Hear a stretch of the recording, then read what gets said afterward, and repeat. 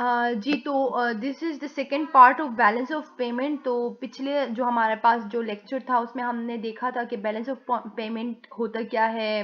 हमने with the help of an example हमने उसको डिस्कस करने की कोशिश की थी। फिर हमने उसके कंपोनेंट्स देखे थे कि करंट अकाउंट में कौन कौन से उसके चीज़ें आती हैं, आइटम्स आती हैं, और कैपिटल अकाउंट में बैलेंस जो होता है वो क्या होता है, इसमें कौन कौन सी चीज़ें आती हैं, कब जो है आपका बैलेंस ऑफ पेमेंट जो है वो बैलेंस होता है and all that.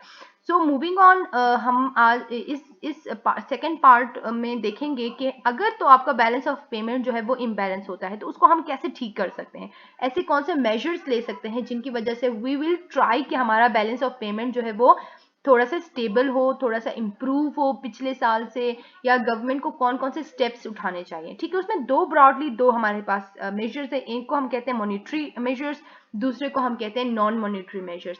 Monetary measures की हम बात करें तो monetary measures is related to monetary policies, ठीक है, जिनकी through a country will try कि वो अपने जो है एक्सपोर्ट इंपोर्ट को बैलेंस करके जो है अपने बैलेंस ऑफ पेमेंट को इम्प्रूव करें।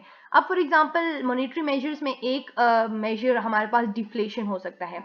डिफ्लेशन का बेसिकली मतलब ये होता है कि अपनी चीज़ों की प्राइसेस को कम कर देना, ठीक है। So a country faces deficit when it imports exceed exports. देखिए, हमारे पास जो बैलेंस ऑफ पेमेंट में एक रीजन जो था वो डेफिसिट का जो था वो ये था कि जब कभी भी पाकिस्तान के इंपोर्ट्स बहुत ज़्यादा होंगे और पाकिस्तान के एक्सपोर्ट्स बहुत कम होंगे तो at that time our balance of payment will be in deficit. हम डेफिसिट में फॉर श्योर जाएंगे क्योंकि हमारे मुल्क में ज़्यादा से ज़्यादा पैसे बाहर जा रहे हैं, तो हमारी जो इनकम होगी वो कम होगी और हमारे एक्सपेंडिचर्स तो ऑब्वियसली ज़्यादा हैं ही हैं। तो हम जो एक्सपेंडिचर्स करते हैं तो उनको फुलफिल करने के लिए हमारे पास इनकम नहीं होगी। सो इन शॉर्ट, आपकी जब इंपोर्ट्स जो हैं आपके एक्सपोर्ट्स को एक्सीड करते हैं तो हम कंट्री जो होती है वो डेफिसिट में जाती है, उसकी बैलेंस ऑफ पेमेंट डेफिसिट में जाती है। तो डिफ्लेशन का मतलब है कि जब हम अपनी जो वो है प्राइसेस हैं चीज़ों की, प्रोडक्ट्स की, उनको कम करें। वो हम कम कैसे कर सकते हैं कि मॉनेटरी, आपका जो पिछला पूरा चैप्टर है मॉनेटरी पॉलिसीज का, उसमें हमने डिफरेंट टूल्स देखे थे कि ओपन मार्केट रेट कौन से होते हैं, ओपन मार्केट ऑपरेशन, या बैंक रेट के थ्रू, या टैक्सेशन के थ्रू, या पब्लिक एक्सपेंड फिस्कल पॉलिसी के थ्रू हम अपने जो है उसको डिफ्लेशन को या हम अपने इन्फ्लेशन को कंट्रोल कर सकते हैं। वो डिपेंड ऑन द इकोनॉमी कि कब उनको कौन सी पॉलिसी अडॉप्ट करनी है। तो जब भी हम लोग अपने प्राइसेस को कम करते हैं तो होता ये है कि इंटरनेशनल मार्केट में हमारी चीज़ों की आइटम्स जो होते हैं वो सस्ते उनको मिलना शुरू हो जाते हैं। आपको अगर कोई भी चीज़ सस्ता मिलेगा तो आप उसकी डिमांड ज़्यादा से ज़्यादा करोगे। This is very obvious. Chinese products की डिमांड क्यों ज़्यादा होती है? क्योंकि वो ज़्यादा रीजनेबल प्राइसेस में हमको मिलते हैं as compare to other countries product. तो जब हम अपने मुल्क में प्राइसेस को कम करेंगे तो इंटरनेशनल मार्केट में हमारे पास हमारे जो प्रोडक्ट्स होंगे उनकी प्राइसेस जो दूसरी कंट्रीज के कंज्यूमर्स होंगे उनको चीपर प्राइस में मिलेगी। तो जब ऑब्वियसली चीपर प्राइस में मिलेगी तो वो लोग ज़्यादा से ज़्यादा उसको डिमांड करेंगे। डिमांड ज़्यादा करने का मतलब ये होगा कि हमारे मुल्क से ज़्यादा उस आइटम्स की या उन प्रोडक्ट्स की एक्सपोर्ट होगी। तो इन शॉर्ट हमारे एक्सपोर्ट्स जो होंगे वो आहिस्ता आहिस्ता ज़्यादा होना शुरू करेगा। और एट द सेम टाइम हम क्या करेंगे, जो हमारे पास जो इम्पोर्ट होंगे उनके ऊपर हायर टैक्सेशन लगाएंगे, जिस तरह एक्साइज ड्यूटी होगी, या जिस तरह हमारे पास बाहर से जब चीज़ें आती हैं उनके ऊपर टैक्सेस बहुत ज़्यादा लगते हैं, इसलिए वो हमारे मुल्क में जब आते हैं तो वो एक्सपेंसिव हो जाते हैं, तो हम उनको इतना ज़्यादा जो है उनकी डिमांड नहीं करते। वो एक टेक्निक होता है कि आपके जो इम्पोर्ट्स होते हैं उनके ऊपर टैक्सेस लगा के आप उनको महंगा करें, और जो हमारे एक्सपोर्ट्स होते हैं उनकी रॉ मटेरियल या उनकी प्राइसेस को कम करके आप उनको फॉरेन मार्केट्स में चीप प्राइसेस में सेल करो, तो हमारे पास जो एक्सपोर्ट होंगे वो ज़्यादा होंगे। तो डेफिनेटली जब एक्सपोर्ट ज़्यादा होंगे, इंपोर्ट्स कम होंगे, तो हमारा balance of payment at some time जो होगा वो इम्प्रूव होगा या उसमें एक फेवरेबल एटमॉस्फेयर हमें मिलेगा। सेकेंड स्टेप या सेकेंड मेजर इज डीवैल्यूएशन। ये भी it's also related to the same thing कि एक्सपोर्ट और इंपोर्ट्स की ही बात होगी। बिकॉज डीवैल्यूएशन का मतलब ये होता है कि जब आप जानबूझ के अपनी करेंसी, या जिस तरह हम हमारे हमारे उसमें सिचुएशन में हम पाकिस्तानी करेंसी को जानबूझ के उसकी वैल्यू को कम करें। तो जब हम उसकी वैल्यू को डॉलर के हिसाब से कम करेंगे तो होगा ये कि आफ्टर ये होगा कि हमारे जो गुड्स होंगे वो इंटरनेशनल या फॉरेन मार्केट्स में चीप मिलेंगे उनको, और इसकी this is because after devaluation dollar is exchange for more Pakistani currencies. उनको जो है ज़्यादा से ज़्यादा वो पाकिस्तानी करेंसीज, फॉर एग्जांपल यहाँ पे एक एग्जांपल अगर देखें तो पहले अगर $1 जो था वो 10 रुपीज़ के बराबर था, अब हमने वैल्यू रुपी की वैल्यू को डी वैल्यू करके उसको 20 पे कर दिया है, तो $1 is now equals to $20। So means कि हमारे पास जो है डी वैल्यूएशन के बाद $1 के हिसाब से ज़्यादा करेंसी हमें मिलेगी, पाकिस्तानी करेंसी हमें मिलेगी। तो जितना हम डी वैल्यू करेंगे तो हमारे पास जो है वो पाकिस्तानी करेंसी ज़्यादा से ज़्यादा आना शुरू हो जाएंगे और हमारे प्रोडक्ट्स जो हैं वो ज़्यादा चीप इंटरनेशनल मार्केट में मिलेंगे, तो हमारे एक्सपोर्ट्स ऑब्वियसली ज़्यादा होंगे। ये तो थे हमारे पास monetary measures. Non monetary measures हमारे पास कौन कौन से हैं, तो ये वो वाले होंगे जो कि किसी भी फिस्कल या मॉनिटरी पॉलिसी से रिलेटेड नहीं होंगे। इसके अलावा जो गवर्नमेंट कोशिश करेगा कि ज़्यादा से ज़्यादा आप अपने एक्सपोर्ट्स को मैक्सिमम करें और इंपोर्ट्स को मिनिमम करें ताकि आपका बैलेंस ऑफ पेमेंट फेवरेबल हो। For example exports promotion, Pakistan अगर अपने एक्सपोर्ट को ज़्यादा करना चाहता है तो उसके लिए उनको क्या करना पड़ेगा, उसको जिन प्रोडक्ट्स की एक्सपोर्ट हो रही है या वो for example Pakistan is an agricultural country, तो हमारे ज़्यादा से ज़्यादा एक्सपोर्ट आइटम्स जो होंगे वो एग्रीकल्चरल बेस्ड होंगे।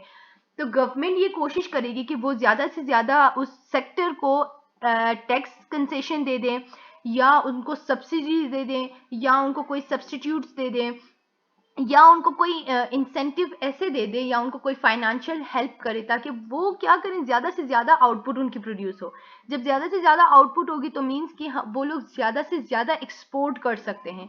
सो एक्सपोर्टर्स को एक बेनिफिट, एक इंसेंटिव देती है गवर्नमेंट कि वो क्या करे, वो अपने एक्सपोर्ट को ज़्यादा करे और उनको भी फ़ायदा होगा, एक्सपोर्टर्स को भी फ़ायदा होगा क्योंकि गवर्नमेंट या तो उनको सब्सिडी दे रही होगी या टैक्स एग्जम्पशन दे रही होगी या कुछ और तरीके से उनको मोटिव दे वो इंसेंटिव देगा। और पाकिस्तान के लिए भी ये, गवर्नमेंट के लिए भी ये अच्छा होगा क्योंकि उसके एक्सपोर्ट जब ज़्यादा होंगे तो बैलेंस ऑफ पेमेंट इंप्रूव हो जाएगा।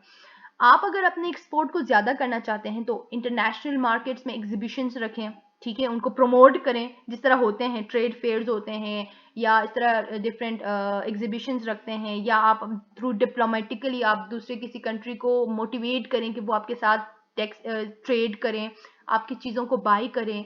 तो ये वो सारे टैक्टिक्स होते हैं, टेक्निक्स होते हैं जो कि कंट्री कोशिश करती है कि उसके एक्सपोर्ट ज़्यादा हो जाएं। इन चीज़ों से वो अपनी क्वालिटी को इन्हेंस करने की कोशिश करेगा, उसको इम्प्रूव करने की कोशिश करेगा और एग्जीबिशंस रखेंगे, लोगों को दिखाएंगे इंटरनेशनल मार्केट में कि हमारे मुल्क में ये चीज़ें बनती हैं तो आप डिमांड करें, हम आपको एक्सपोर्ट करेंगे। So these are the different measures.